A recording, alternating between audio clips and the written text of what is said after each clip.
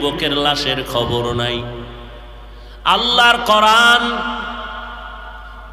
তোমাদেরকে বুঝাই, এই কথা বলি না যে আজকে থেকে তোমরা তাহাজ্জুদ পড়ো, পাগড়ি পরো, টুপি পরো, এই কথা বলি না রে বাবা। যে যেই লাইনে আসো রে যুবক, স্কুলে থাকো, কলেজে থাকো, চাকরি করো, ব্যবসা করো, আলহামদুলিল্লাহ চালাও। তবে দাবি হইল ব্যবহার ভালো করো, নামাজ পড়ো, মা বাবার দোয়া নিয়ে চলো, আলেমদের দোয়া নিয়ে সামনে আগাও। তোমার মতো যুবক স্কুল কলেজে পড়ে 5 ওয়াক্ত নামাজি নাই, তুমি কেন পারবা না রে বাবা? তোমার মতো যুবক RAB, army, police, BDR, doctor, professor, engineer, 5 বেলার নামাজির অভাব নাই। বালিশে মাথা লাগাইয়া চিন্তা করো, তুমি কেন পারো না? তোমার মতো যুবক রাস্তায় গাড়ি চালায়, ড্রাইভারি করে, আজান হলে গাড়ি বন্ধ করে নামাজে দাঁড়ায়, তুমি কেন পারো না? বড় দুঃখ, অনেক যুবকেরা বয়ান শুনে তওবা করে আর নামাজ ছাড়বো না, ফজরের নামাজটাও বাস মসজিদে গিয়া পড়বো। কিন্তু অনেক নামাজিরা কষ্ট পাইয়া কান্না করে, কয় হুজুর এমন বাসায় ভাড়া থাকি, ফজরে উইঠা গেটের সামনে দাঁড়াই মসজিদে যাব, মালিক আমগো গেটের চাবি দেয় না। এই তোমার বিল্ডিং এ আগুন লাগবে না তো লাগবে কই? তোমার বিল্ডিং এর মেয়াদ শেষ হবে না তো কাটটা হবে? তোমার বিল্ডিং এ বইরা তুমি মরবা না তো কে মরবে? ফজরের নামাজে তোমার আলাদা কর্মচারী রাখো, আলাদা বেতন দিয়া, ওর কাজই হলো তোমার ভাড়াটিয়াদের ডেকে ডেকে মসজিদে নিবে। আল্লাহ তোমারে আমারে বানাইছেন শান্তিতে বসবাসের জন্য, যা প্রয়োজন তাও আল্লাহ কোরআন নামের ক্যাটালগে দিয়ে দিয়েছেন। আজকে মুসলমান আমরা শ্রেষ্ঠ জাতি, এত কষ্ট কেন পাই? একমাত্র কারণ আমরা আল্লাহর হুকুম মতো চলি না। ও আল্লাহর বান্দারা, এখনো সময় আছে, তওবা করে নাও।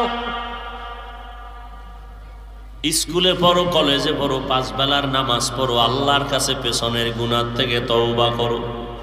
আজকে আমিও তোমার মতো প্যান্ট শার্ট টাই লাগাইয়া যদি দাড়ি কামায় চলতাম, কেউ আমারে বাধা দিত না রে বাবা। টুপি মাথায় দিলে মাথা গরম হয়, জানার পরেও কেন টুপি ফালাই না? জামা পরার পরে শরীর গরম লাগে, এরপরও কেন ফালাই না? জমিন থেকে 9,30,00,000 মাইল উপরে সূর্য রাতে নাই, এরপরও কেন গরম লাগে? মরণের পরে একটা জিন্দেগি আসবে, হাসরের মাঠ, যেই মাঠে জমিনটা হবে কিয়ামতের মাঠ, সূর্য মাথার উপরে নেমে আসবে। ওই সূর্যকে আল্লাহ বলবে, তোর যত তাপ আছে জমিনে ছেড়ে দে। সূর্যের তাপে এত গরম আসবে, মাটি পুড়িয়া তামা হয়ে যাবে। গুনাহগারের মাথার মগজগুলো ভাতের মারের মতো ফুটবে। বেঈমান নাফরমান গুনাহগারের পায়খানার রাস্তা দিয়া পেটের নাড়িভুড়ি পড়তে থাকবে। ও আল্লাহর গোলাম, সামান্য অন্যায় করলে দুনিয়ায় রিমান্ডে কি হালাত, আর মাওলার সাথে মাওলার অন্যায় করবা। সরকারেরটা খাই না, বরং সরকার আমাদেরটা খায়। সরকার থেকে 1 টাকাও বেতন কেউ নেয় না, জনগণের ট্যাক্স দিয়া এমপি মন্ত্রীরা চলে, সরকার চলে জনগণের টাকায়। জনগণ সরকারের টাকা খায় না। এরপরও একটু অন্যায় করলে সার নাই, পুলিশ হ্যান্ডকাপ লাগায় জেলখানায় নিয়ে যায়, পুলিশের পিটা, রিমান্ডের মাইর।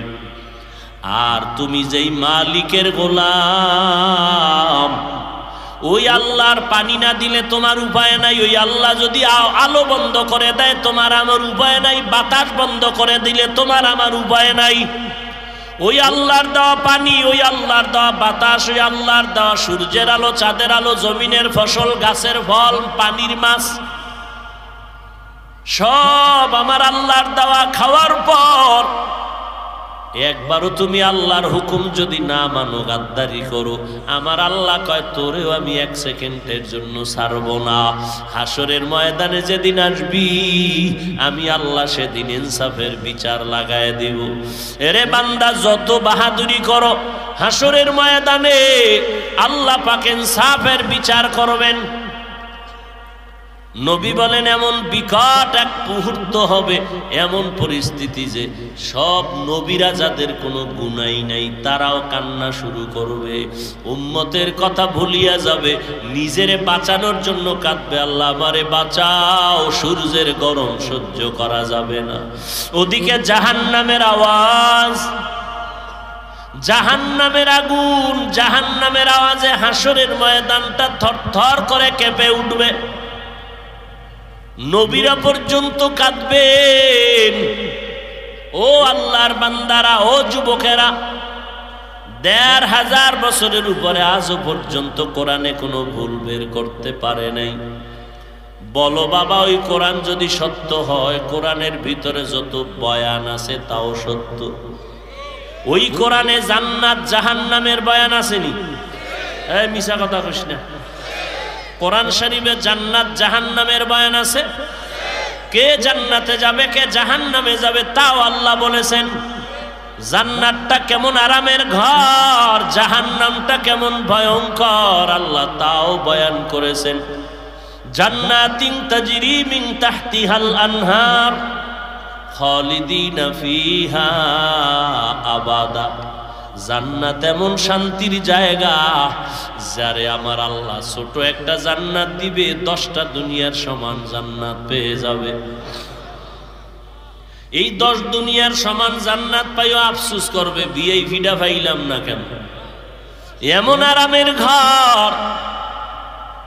আর যারা গুনাহ নিয়ে কবরে যাবে তাদের জন্য জাহান্নাম কেমন ভয়ঙ্কর। আল্লাহ তাওয়াজ করেছেন, ওয়াইলুল লিকুল্লি হুমাযাতিল লুমাযা আল্লাযী জামাআ মালান ওয়া আদ্দাদা ইয়াহসাবু আন্না মালাহু আখলাদা কাল্লা লা ইউনবাযান্না ফিল হুতামা ওয়া মা আদরাকা মাল হুতামা নারুল্লাহিল মুকাদা। ও যুবকেরা, মাঝে মাঝে বাংলায় তরজমা পড়, আরবি পারো না বাংলায় পড়। কিনতে পারো না মোবাইলে ডাউনলোড কর, বাংলা কোরআন লিখে সার্চ দিয়া ডাউনলোড কর। ওয়াইলুল্লি সূরাটার বাংলা তরজমা পড়। ইজা জুলজিলাতিল আরদু জিলজালাহা তরজমা পড়। আরাআইতাল্লাযী ইউকাযযিবু বিদ্দীন তরজমা পড়। আল কারিআতু মাল কারিআ ওয়া মা আদরাকা মাল কারিআ তরজমাটা দেখ। ইজা জুলজিলাতিল আরদু জিলজালাহা ওয়া আখরাজাতিল আরদু আসকালাহা ওয়া ক্বালাল ইনসানু মা লাহা তরজমা পড়। ওরে জাহান্নামের আগুনের বয়ান, জাহান্নামটা কেমন ভয়ঙ্কর হবে।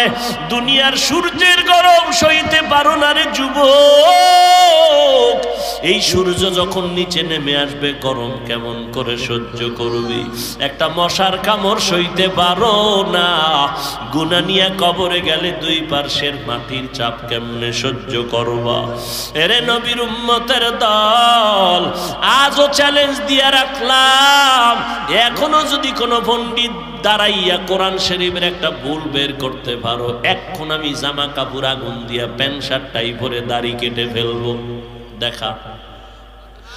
আর যদি বলো না ভাইজান, যতই বাহাদুরি আর চালাকি করি কোরআনের সামনে দুর্বল, তাহলে এখনো বলবো বাবা পাও 2টা আগাইয়া দেও। আমি পায়ে হাত রেখে বলবো, আর আমার নবীরে কাঁদাস না রে বাবা। আমার নবীর হুকুম, আমার নবীর আদর্শরে জবাই করিয়া বাবা কোথায় যাবি? রাস্তা তো 2টা, কোথায় যাও? এক রাস্তা জান্নাতের আর একটা জাহান্নামের। ফারিকুন ফিল জান্নাহ ওয়া ফারিকুন ফিস সাঈর। 2 রাস্তার কোন দিকে যাবি হিসাব কর। জান্নাতের পথ, জাহান্নামের পথ, আর কোনো রাস্তা নাই। হয়তো জান্নাত নয়তো জাহান্নাম। জান্নাত আরামের ঘর, জাহান্নামের আগুন হলো ভয়ঙ্কর। জাহান্নামীরা যখন জাহান্নামের হ্যান্ডকাপ লাগানো হবে, জাহান্নামের আগুনের গরম হাওয়া যখন আসবে, চামড়াগুলো খসে খসে পড়ে যাবে। এরে নবীর উম্মতের দল, একটা নেকের টানে মায়ের হাতে হ্যান্ডকাপ লাগিয়ে